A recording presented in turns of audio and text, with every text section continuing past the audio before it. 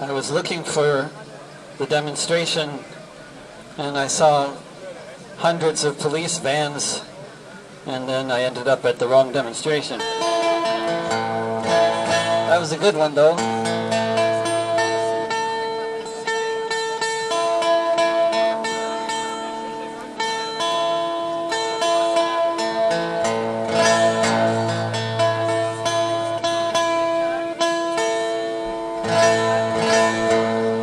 Glad that people are having this weekly vigil here to bear in mind the ongoing crimes being committed in Venezuela by various foreign powers, chiefly my own government, the United States, and very much also the UK and Germany and other countries. And I was just in New York City where there were a whole bunch of people who have been occupying the, well, not occupying, but living in the Venezuelan embassy in Washington, D.C. at the invitation of the Venezuelan government, and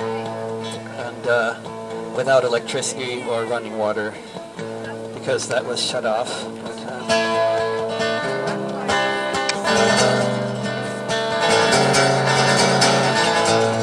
this is what they're doing there.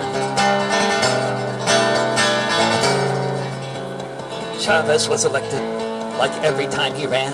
When his socialists took power, that's when the changes began. The opposition started attacking every forward move, but reforms went ahead, the people's welfare improved. A land of such riches that had always gone to so few was reaching places ignored since 1492 in Venezuela.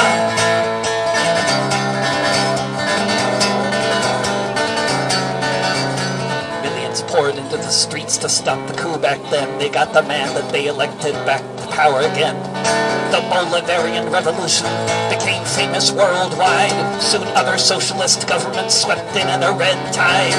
Between the Cuban doctors and the Venezuelan oil, millions got medical care, millions tilled the soil of Venezuela.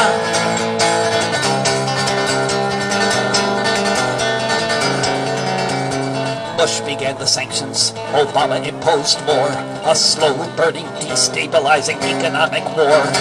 Following the formula of the Chicago Boys team, used in many places to make economies scream.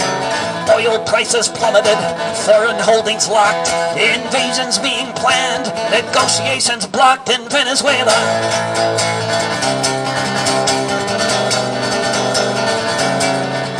From the Haitian Revolution to Venezuela today, from the Seminoles to Salvador Allende.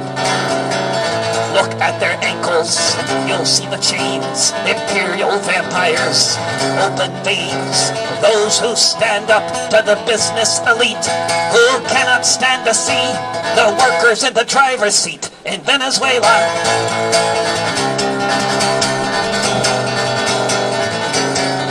In Venezuela.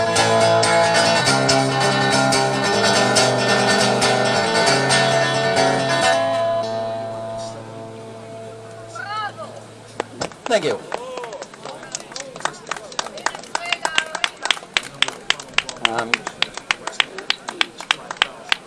Back in the 1970s, when the same kinds of tactics were being used against the government of Salvador Allende in Chile, in 1973, there was, of course, a CIA-backed coup. And then a few months after that, the Chilean Air Force's jet engines arrived for repair, where they always got repaired, where all Rolls-Royce engines for jet engines get repaired. At a repair shop in a factory in Scotland. And I'll do one more song, which is a story about that. A labor action that took place in Scotland, which we learned only 2 years ago, had a big impact on things on the ground in Chile, more than was known at the time.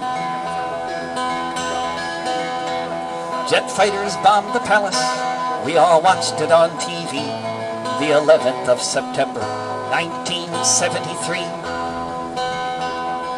All across the world, People cried in vain as we heard stories of the students being tortured and slain. Stories of the workers, shop stewards, and the rest being slaughtered at the new dictator's behest. Labor groups condemned it, said we were on the workers' side, including all the engineers of East Kilbride. People organized a boycott of General Pinochet, who had overthrown Allende, where the Hawker Hunter jet. Then a few months later, March of '74, Bob Fulton came to work at the Rolls-Royce factory floor. He looked at the orders that had come in that day and found crates with jet engines from Chile.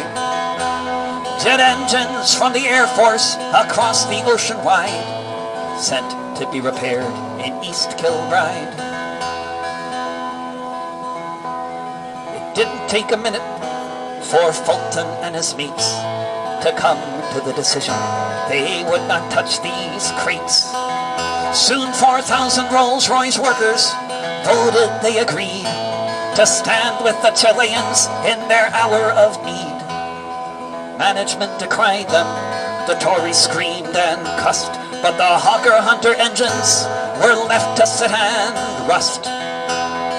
Nowhere else on earth were workers qualified to repair the engines sitting there in East Kilbride. It's often hard to know if you've changed anything a whit, but decades later a Chilean general would admit, for a time in Santiago there were no fighters in the sky, because the whole Chilean Air Force had not one jet that could fly. They may not have changed the world, this group of union engineers, but these crates of metal sat corroding for 4 years. So here's to British Labour, how for 4 years it tried to do what could be done from East Kilbride. Jet fighters bombed the palace, we all watched it on TV, the 11th of September, 1973. Thank you. Should I do one more? I don't know what you have programmed in here, but I'm playing tonight at 8 p.m. at Treff International with the Wrath Mines, if you want to come hear a concert. And maybe you can tell by my accent where I'm from, but this is a song about that place.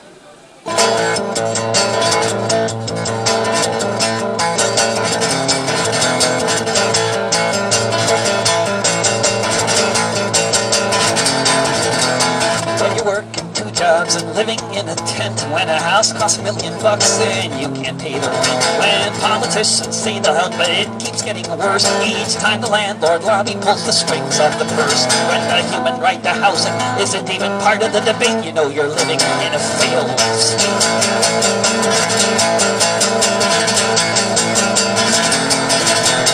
Millions of citizens are spending half their lives locked up in a prison for trying to survive. When laws must be broken just to have a place to stay. When the prisons pay the senators to look the other way. If you have to be a criminal to put food upon your plate, you know you're living in a failed state.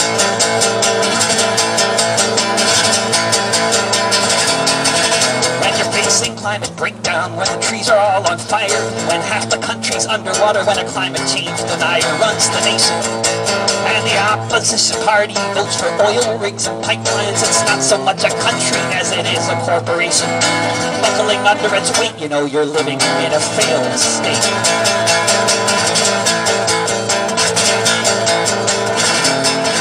When your nation is an empire facing daily blowback, and the only thing your leaders can think to do is attack, bipartisan consensus that we need to spend $700 billion before the year's end on a military budget to make America great. You know you're living in a failed state.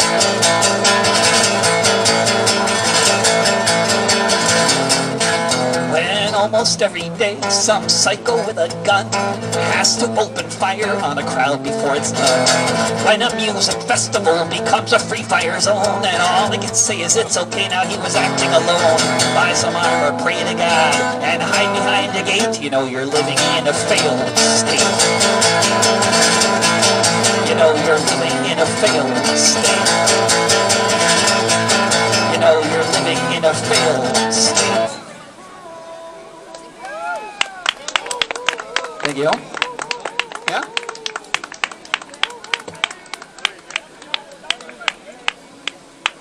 Gracias. I could do one for the rally that's coming up, I don't think, but they need help with their sound system. I'm going to try to help them. It was horrible, but maybe it's better, this one they're using now. But if I were singing at that rally, I would sing this song, which they apparently keep on playing at their rallies through the sound system.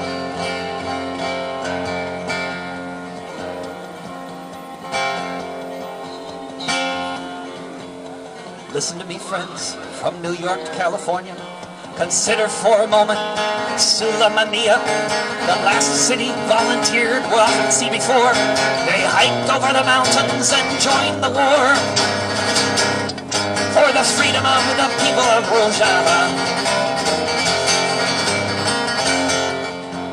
The enclave defended by RPGs and guns, wielded by Rojava's daughters and sons, along with scores of those who've come from far and near, who learned to fire mortars so they could fight right here for the freedom of the people of Rojava.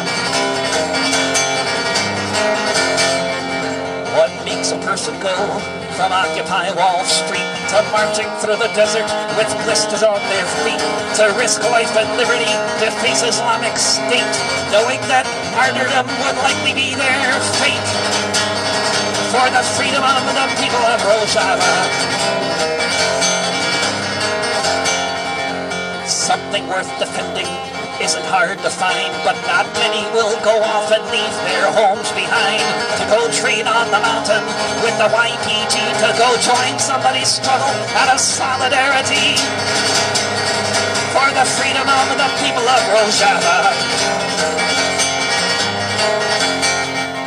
The blood of many folk has been spilled along the way, including several martyrs from the USA. So remember Robert Grote and Michael Israel, Paolo Todd, Jordan McTaggart, how they lived and how they fell for the freedom of the people of Rojava. For the freedom of the people of Rojava. For the freedom of the people of Rojava.